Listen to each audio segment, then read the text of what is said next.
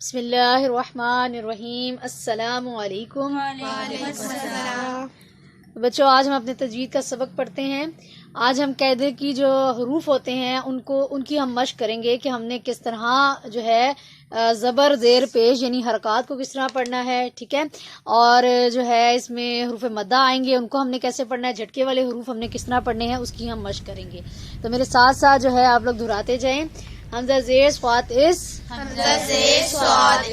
طا زبر طا اس طا با زیر بر استابر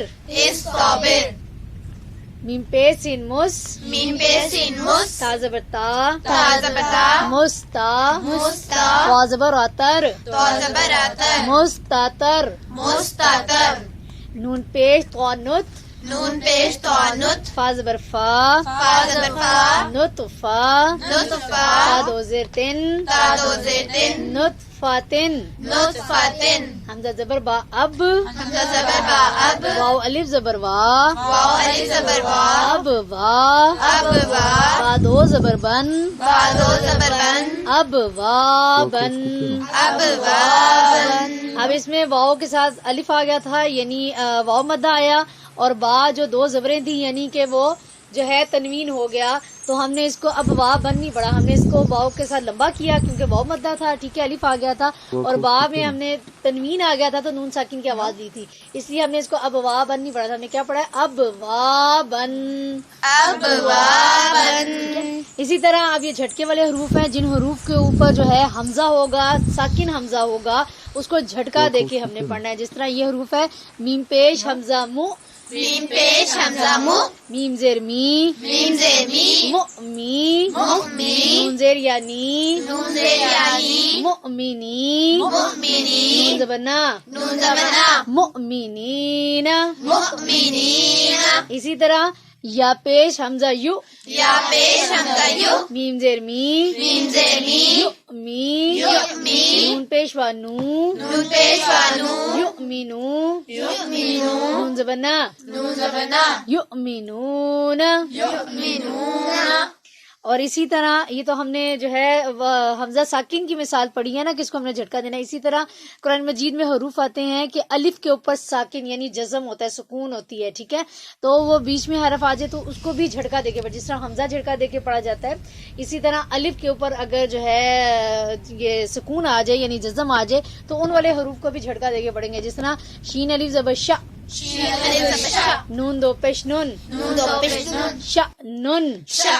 اب یہاں پہ شین کے بعد جو الف تھا ٹھیک ہے اس کے اوپر کیا تھا, جزم تھی, سکون تھا. ٹھیک ہے. تو اس والے الف کو ہم نے جھٹکا دیا, اس لیے ہم نے شا نون نہیں پڑھنا, اس کو ہم نے پڑھا شا نون.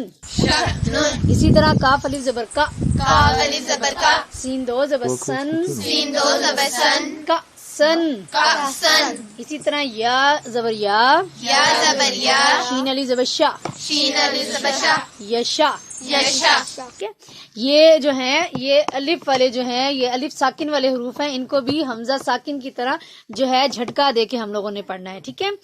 اب اسی طرح آگے حروف ہیں حمزہ پیش شین اش دال پیش دال دودھ اش دودھ. اور اسی طرح لفظ آتا ہے حمزہ زیر ار کاف زبر با کب ایر کب. اسی طرح با زبر یا بئی نون زبر نا بینا پیش میم کم بینکم فا زبر دوات فد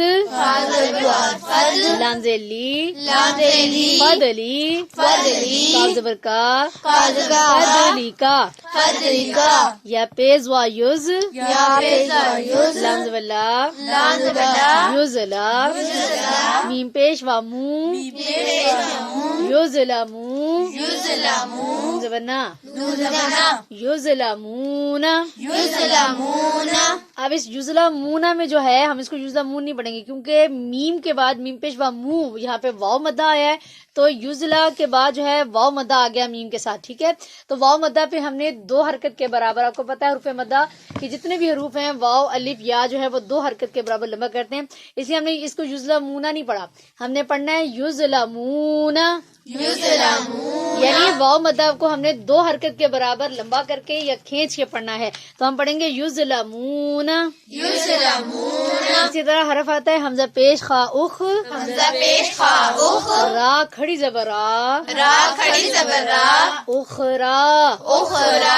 اب یہاں پہ اخ کے بعد حمزہ پیش خا اخ کے بعد را جو آئی وہ جو ہے اس کو ہم نے لمبا کیا کیونکہ اس کے اوپر کھڑی زبر آئی. اس کے اوپر کیا آئی؟ کھڑی حرکات زبر. اور کھڑی حرکات جو ہیں کھڑی زبر ہے کھڑی زیر ہے اور الٹا پیش یہ 2 حرکت کے یہ جو ہیں کس کے قائم و قائم ہے؟ یہ حروف مدہ یعنی الف واو یا کے قائم و قائم جو ہیں وہ کھڑی حرکات ہیں یعنی کھڑا زبر کھڑی زیر اور الٹا پیش. یعنی جتنا ہم واو مدہ کے حروف کو کھینچیں گے اتنا ہی ہم کھڑی حرکات کو کھینچیں گے. اس لیے ہم نے اخ کے بعد جب را کھڑی زبر را پڑھا تھا ہم نے اس کو اخرا نہیں پڑھا.